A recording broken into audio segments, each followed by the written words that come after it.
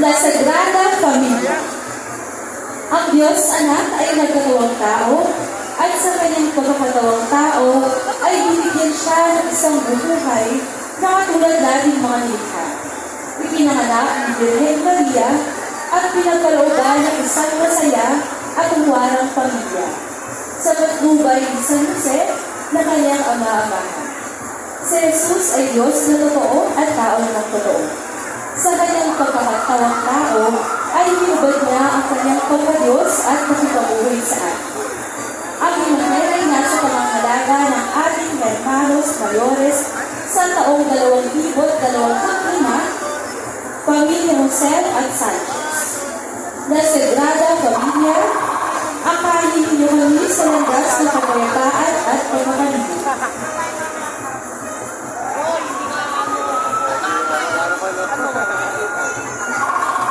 Santo Niño Labrador, makasaysayan ang Santo Niño ito sapagkat ang imahe ay natagpuan ni Ginoong Charles Brian Nevas sa Butikan sa Lansangan.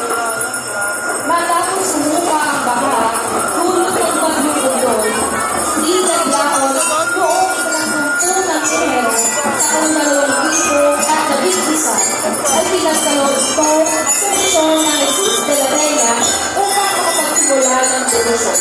Sa banal na sanggol, sa kanya naman isang pagsasaka. Akma sa kanilang patron na si San Isidro Labrador. Pagmula noon ay naging pinatawan nito sa mga taga-Ibayo sa kaunang kondisyon ng Santo Niño Festival. Ang imahe ay nasa pangangalaga ng ating hermanos mayores sa parang kasalukuyan, misyon ng Jesus de la Reina sa pangunguna ng kanilang puro paroko, Reverendo Mary Grace Joseph, katuwang ang Pamilya de la Paz at sa Albuera.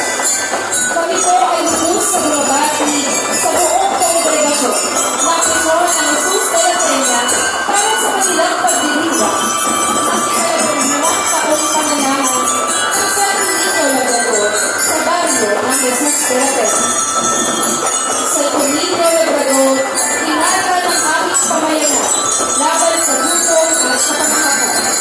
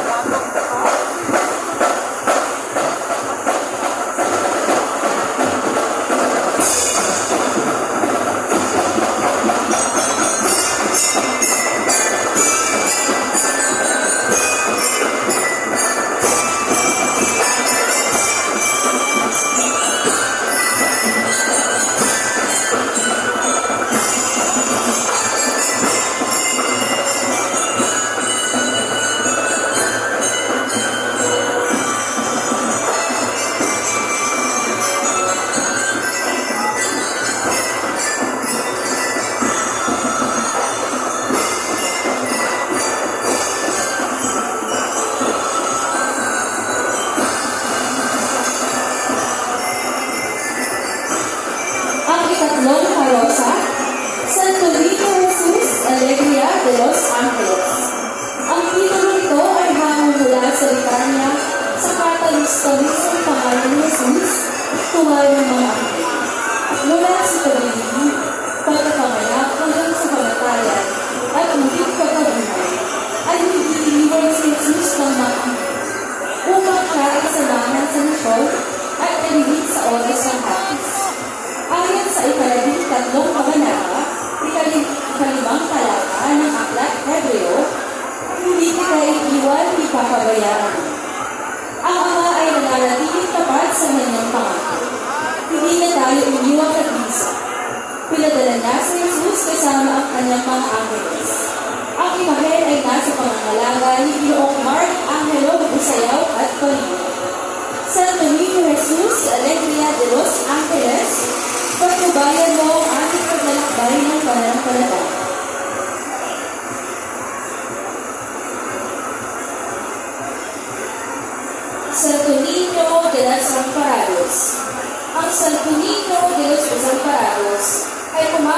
sa Batang Jesus bilang kanlungan at pag-asa ng mga iniiwan, inaapi at nangangailangan.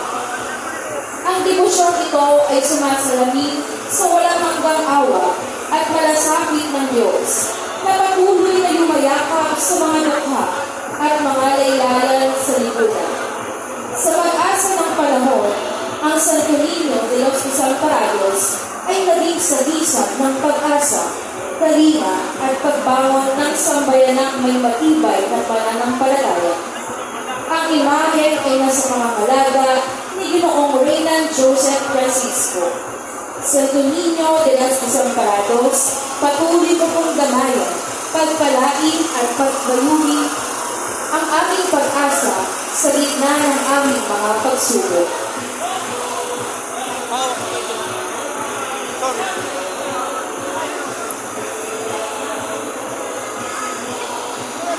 Ang ikalimang parosa, Santo Niño de Candelaria.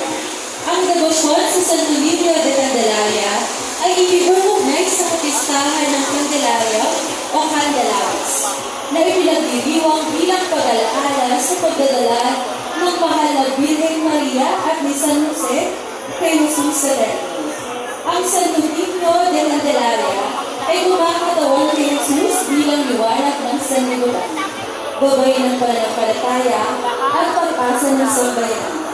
Sa paglipas ng mga taon, ang debosyong ito ay patuloy na pinapasa sa salinlahi bilang tanda ng taus-pusong pananalig at pasasalamat sa buong Santo Niño. Ang imahen ay nasa pangangalaga ni Carl Michael Ignacio at Teresa May Pastor. Santo Niño de Candelaria, patuloy ko pong liwanagan ang aming bulan.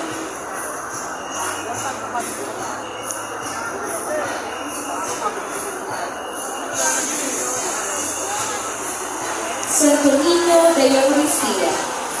Ang Santo Niño de Eucaristia ay sumagasisat sa Batang Jesus bilang tunay na presensya ni Cristo. Sa banal na Eucharistia, ang bukal na buhay, pag-ibig at kaligtasan, pinapaalala ng devosyong ito kapag pagdiriwang ang poong Jesus ay patuloy ng ipamuhay sa kanyang bayan, nagbibigay lakas at nabiging tinapay ng pag-asa para sa sambayanan. Sa paglipas ng panahon, ang devosyong ito ay naging paanyaya sa may malalim na pananampalataya at mas masigasig na pakibahagi sa banal na sakramento. Ang imahen ay nasa pangangalaga ng Hermanos Mayores sa taong 2024 sa pangangalaga ni Ginoong R.D. Trinidad at pamilya. Santo Niño de Eucaristia, patuloy mo pong pagtagin ang aming pananampalataya at pag-ibig sa banal na sakramento.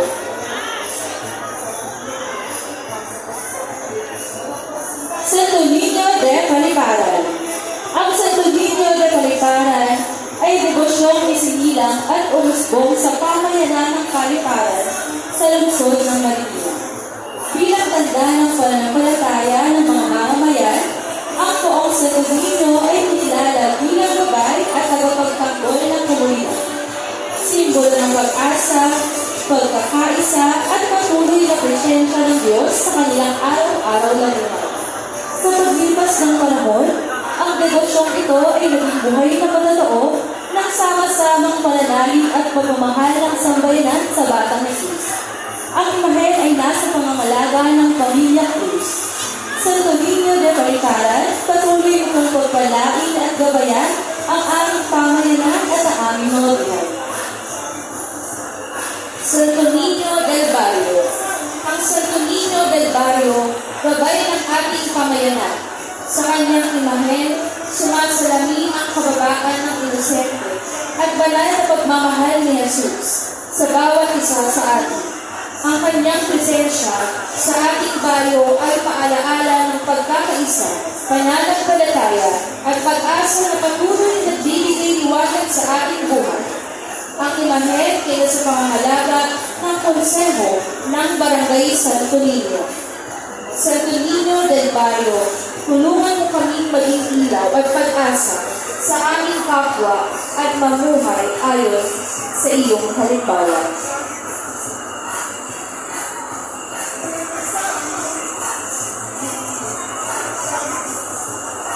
Santo Niño de Passion. Ang Santo Niño de Passion ay banal na larawan ng Batang Jesus na sumasagisag sa liwanag sa gitna ng sakripisyo at pagtitiis. Sa kanyang musmos na anyo, ipinapaalala niya ang wagas na pag-ibig at awa ng Diyos, na laging sumasa atin sa oras ng paghihirap at pananalig.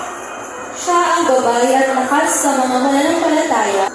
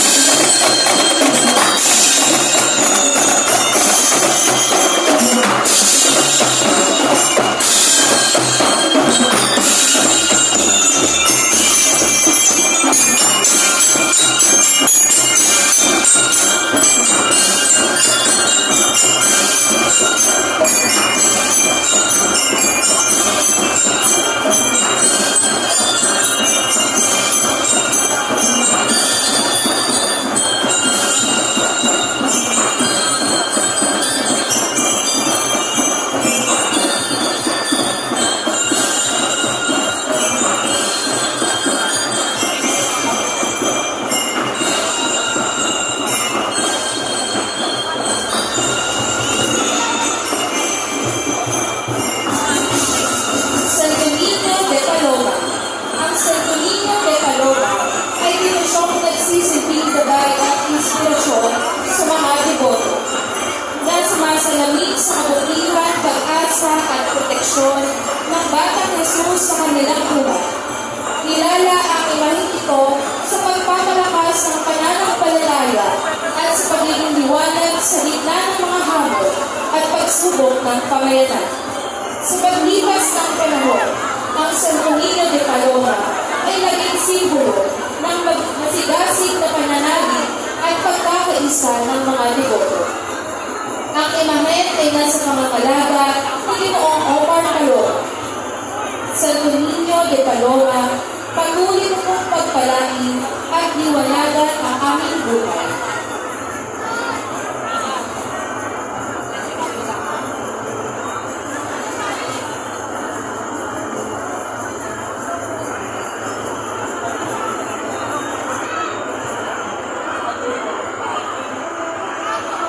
Santo Niño de Caballeros.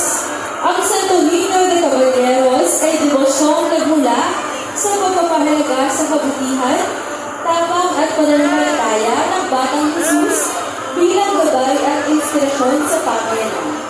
Kilala ang imahen sa pagpapakita ng proteksyon at pagpalingan sa mga deboto, lalo na sa mga kabataan at pamilya. Sa paglipas ng panahon, ang Santo Niño de Caballeros ay naging simbolo ng pagkakaisa, pag-asa, at masigasig na pananalig ng Diyos sa puso ng bawat mananampalataya. Ang imahen ay nasa pangangalaga ni Ginoong Julius Nogales. Santo Niño de Caballeros, patuloy mo mong gabayan at pagpalain ng aming buhay.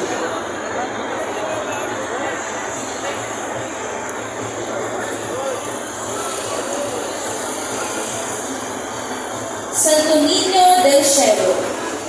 Ang Santo Niño del Cielo ay isang mahalagang larawan ng Batang Jesus na sumasagisag sa kanyang pagkaprinsipe ng langit at kaharian ng Diyos. Sa kanyang imahen, makikita ang kabataan, inosente at banal na autoridad ng Jesus bilang hari na nagdadala ng liwanag, pag-asa at paggabay sa bawat mananampalataya. Ang kanyang presensya ay paalaala ng ating pananampalataya, kagalakan at walang hanggang pagmamahal ng Diyos sa atin. Ang imahen ay nasa pangangalaga ng pamilya namin. Santo Niño del Cielo, ilawan mo ang aming puso at isipan upang manatili kaming tapat ng iyong aral.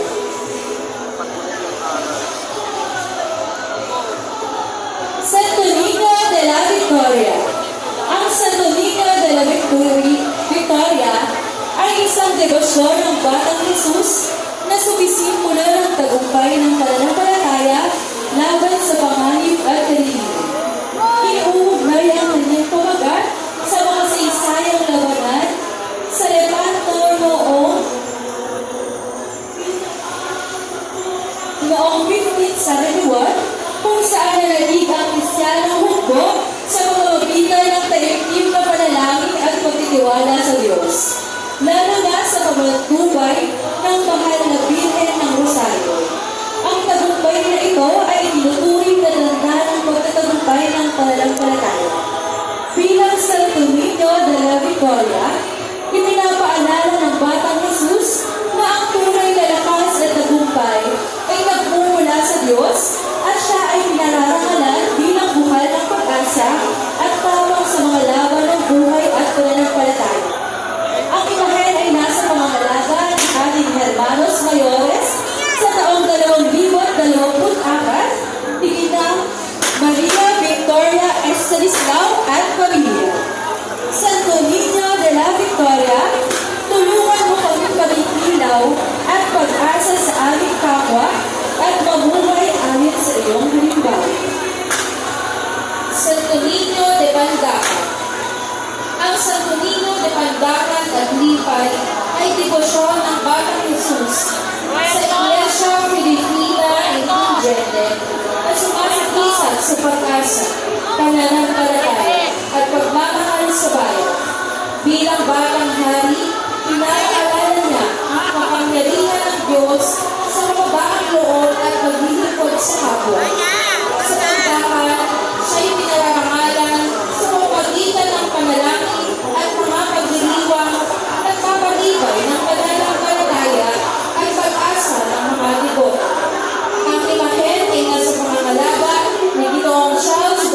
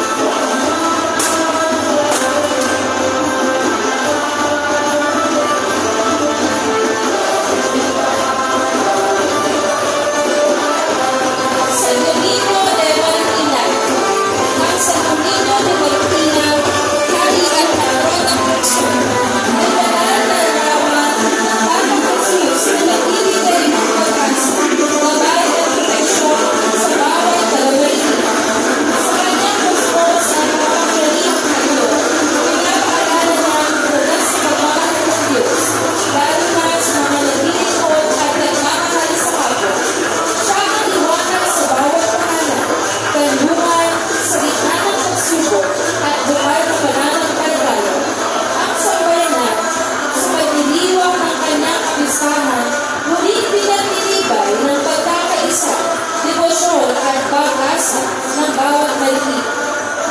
Kasama sa karosa ang imahen ng Santo Niño de Praga at Santo Niño de Passion. Ang imahen ay nasa pangangalaga ng pamilya Eden, Francisco at Ignacio. Santo Niño de Marikina, ilawan mo ang aming puso at itaguyod ang pagkakaisa sa aming komunidad.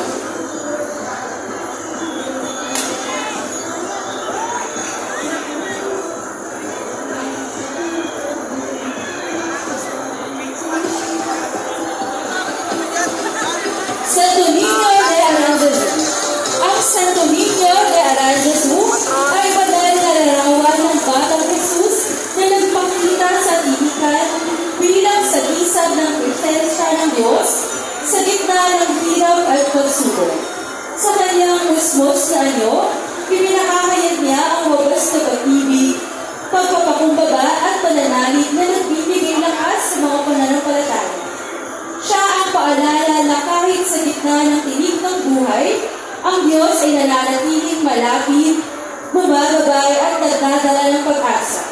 Ang imahe ay nasa pangangalaga ni Crisel, Kathleen, Kililan at pamilya.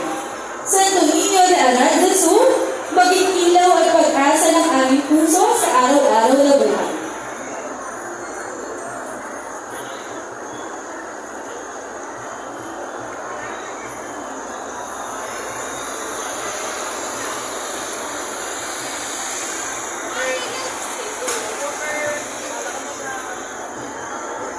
Santo Niño de la Luz, mula sa debosyon ng Birhen ng Kalawanagan ng Cainta, Rizal. Ang orihinal na imahe ay may isang pintang larawan ng pambansang alagad ng sini na si Fernando Abersolo. Makikita sa larawan ng mag-ina ay nagtutulungan sa pagliligtas ng kaluluwang nadihira sa purgatorio at pinahihirapan ng pagkakasala. Ang imahe ay nasa pangangalaga ni Mica de la Cruz at pamilya. Santo Niño de la Luz, liwanagan mo po ang aming landas.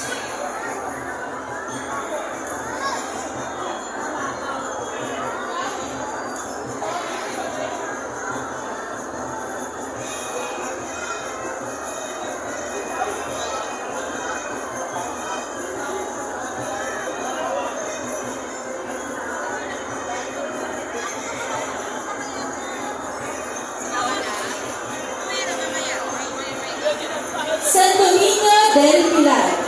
Ang Santo Niño del Pilar ay isang mahalagang debosyon ng mga Katolikong Pilipino na kumakatawad sa Batang Jesus bilang sagisag ng pag-asa, pananampalataya at pagbuhay ng Diyos. Inilalarawan siya bilang isang batang hari na may hawak ng krus o globo, tanda ng kanyang banal na kapangyarihan at pag-ibig. Ang pangalang Del Pilar na nangangahulugang haligi ay sumisimbolo sa kanyang pagiging matatag na sandigan ng mga deboto. Ang imahe ay nasa pangangalaga ni Ginoong Raven, Pole at pamilya.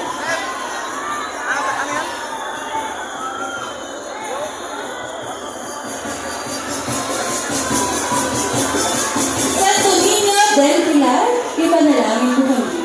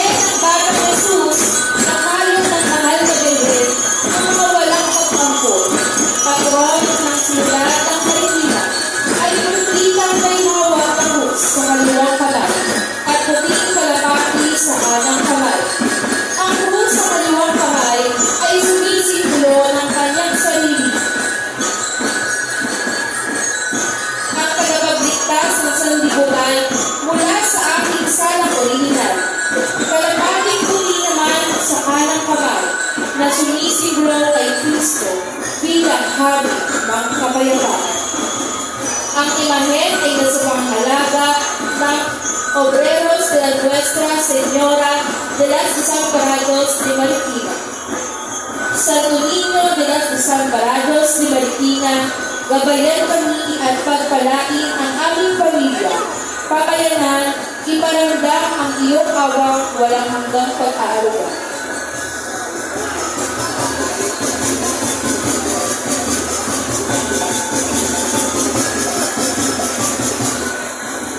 Santo Niño del Perpetuo Socorro, nagpakita sa Batang Jesus ang Arkanghel na sina Miguel at Gabriel, tangan-tangan ang mga simbolo ng daranasin ng hirap at kamatayan.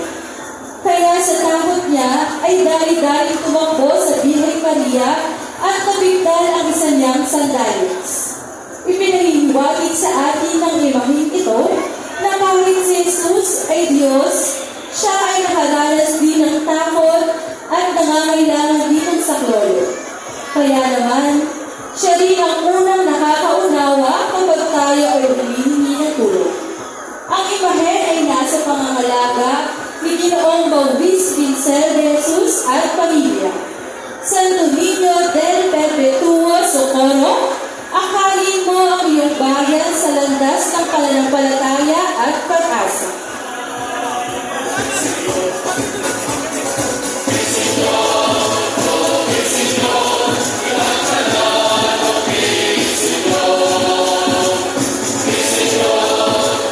Santo Niño de la Merced. Ang debosyon ng Santo Niño de la Merced ay nag-ugat sa debosyon dinala ng Agostino noong ika-7 siglo sa Novaliches.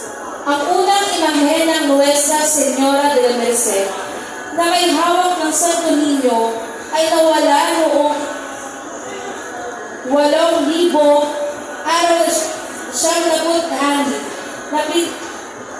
Napilitan noong 1928 nang imaheng wala na ang Batang Jesus.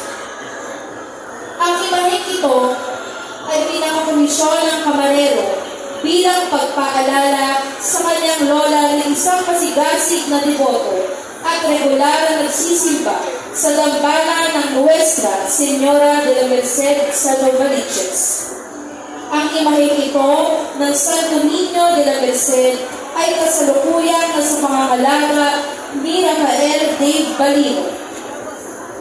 Santo Niño de la Merced, ipagkaloob po sa amin ang iyong pag-ibig at habag.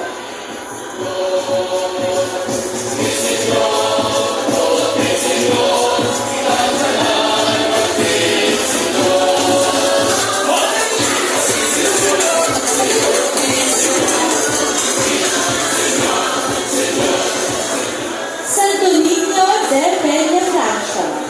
Ang Santo Niño de Peñafrancia ay debosyong iniuugnay sa mahal na Birhen ng Peñafrancia, ang ina at patron ng Kabikulan. Ipinakikita nito ang Batang Jesus bilang katuwang at sentro ng pananampalataya sa piling ng ina. Simbolo ng pag-asa, proteksyon at pag-ibig ng Diyos sa sambayanan. Sa paglipas ng panahon, ang debosyong ito ay naging tanda ng matibay na pananalig ng mga deboto, lalo na ng mga Bicolano, na patuloy na nagtitiwala sa gabay ng poong Santo Niño sa kanilang buhay. Ang imahe ay nasa mga halaga ni Ginoong Jomel Velasquez Salomon. Santo Niño de Peñafrancia, patuloy mo mong pagpalain at gabayan ang aming buhay.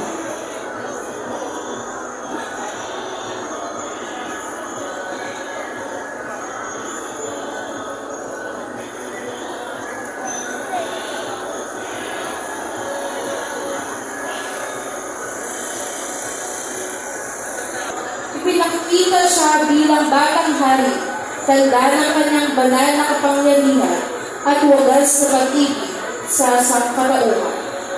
Hango ang paggalang ng Aranzazu sa tradisyonang Espanyol na nangangahulugang ikaw ba'y nasa gitna ng mga tinig. na sumasagisag sa liwanag ng pananampalataya, umuusbong sa gitna ng pagsubok. Ang devosyong ito ay patuloy na pinagyayaman ng mga pamayanan sa Hilagang Rizal bilang tanda ng buhay na pananampalataya. Sa pamamagitan ng Santo Niño de Aranzazu, muling pinatatag ang pag-asa at pananalig ng mga deboto sa mapagmahal na kalooban ng Diyos. Ang imahen ay nasa pangangalaga ng miyembro ng Hermanos Mayores sa taong kasalukuyan ni Ginoong Gabriel Hernandez at pamilya. Santo Niño de Aranzazu, gabayan mo kami sa